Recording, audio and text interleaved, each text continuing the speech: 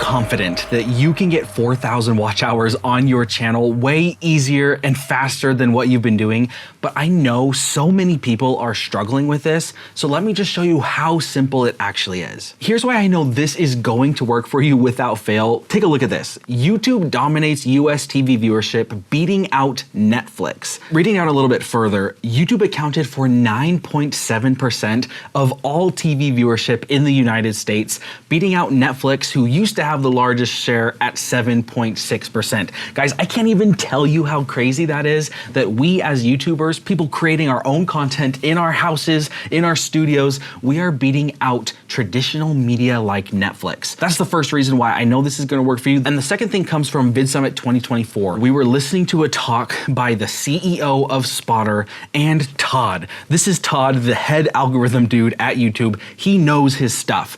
And what they were talking about is watch time. Watch time on YouTube, which is all that YouTube cares about. They've said that themselves. And they said that more and more watch time now than ever is going to long form videos.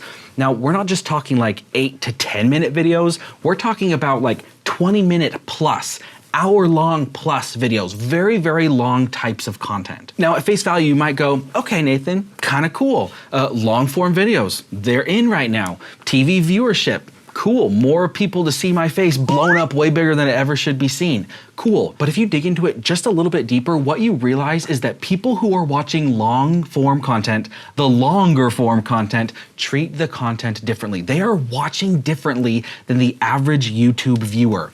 And that brings a huge opportunity for creators like you and creators like me, and it is going to expedite your path to 4,000 watch hours. But first, really quickly, let's talk about why they are watching differently and the science and psychology behind that. I'm not a psychologist, but this stuff just makes sense. I want to introduce you to decision fatigue.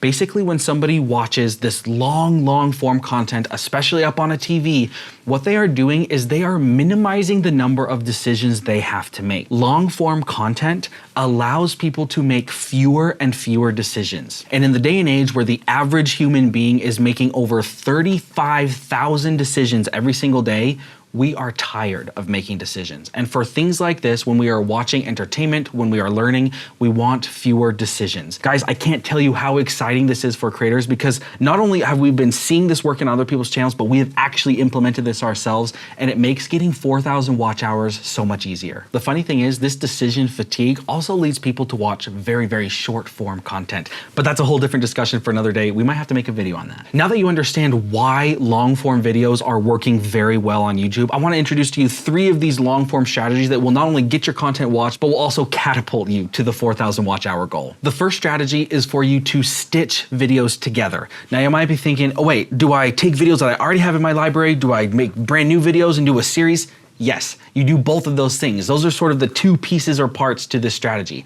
So if you already have content up on your channel that are very, very closely related in topic, you can take those 2 or 3 or 4 videos and you can string them all together. Let me give you a really easy to understand example. Think about someone who does WordPress or website building, let's say, a little more simple. And they want to do a bunch of little videos on their channel teaching someone how to set up a website. So first they say, hey, you need to choose, who do you want to host your website? Who do you want, what do you want the design to look like? What text do you want to put on your website? How do you change the colors?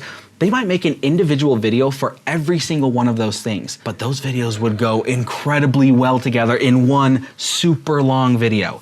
And we see that happening. So what they do is they take all those little elements and pieces that they've made over on their channel over the years, and they put them all together one after another in sequence, and they make their hour-and-a-half long tutorial from start to finish setting up your website. Those videos, if you look those up on YouTube right now, they kill on YouTube. And not only are they getting a ton of views, but you have to imagine someone who's going through a step-by-step process, they're going to watch so much of the video, way more than the 1 or 2 or 3 minutes that they're only going to watch on a 10-minute video. The goal here is to make it feel as seamless as possible. So we're stitching these videos together, but they can't just be like kind of closely related. The viewer needs to feel like they need every segment and every piece of each video. Now let's talk about this as a strategy, like before you publish. When you're thinking of coming up with topics, you may want to just take that website example and you may just want to think about the different elements and just film one long mega video. There are other versions of this for other channels, of course. Think about entertainment or connection type channels. A lot of channels will do like the month of July recap or summer recap of everything that I've done, where they'll stitch together some of their most popular videos or popular clips throughout the summer. Or, you know, around Christmas, a lot of vlogging channels will do what they call Vlogmas. And then what they can do after the fact, you know, after Christmas, after they've done their all 25 days or whatever, they can fit them all together into one mega long video that's sort of like a feature-length film.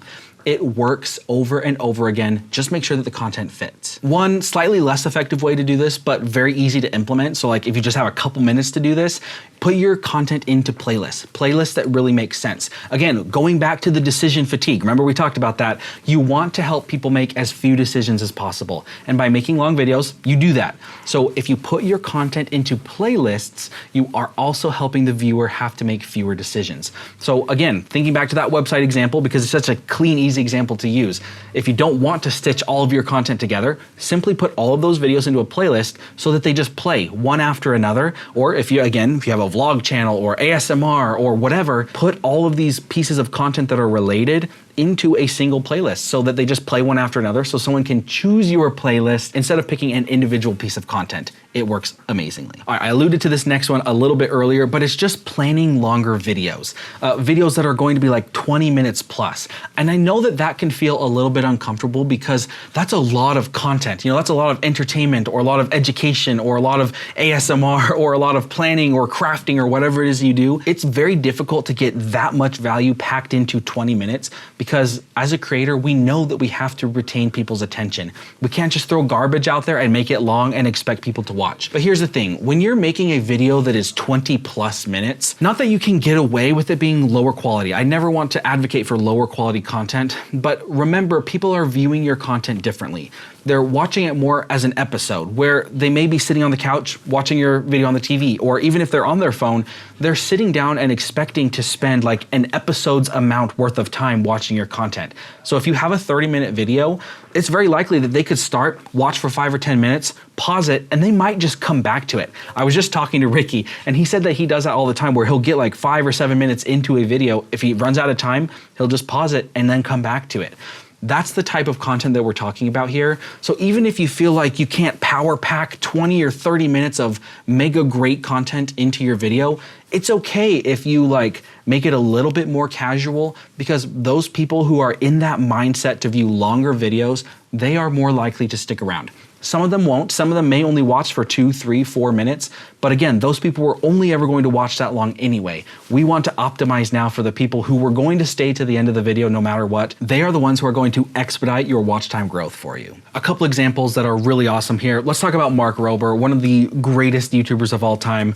He segments his videos out. So you can imagine he does like his intro segment, maybe where he's explaining the foundation of the video, but then he'll do a little travel segment where, you know, he goes and he visits an expert and they talk about the complexities of the project. And then he goes back to his workshop and he sees his team building, and then he does testing.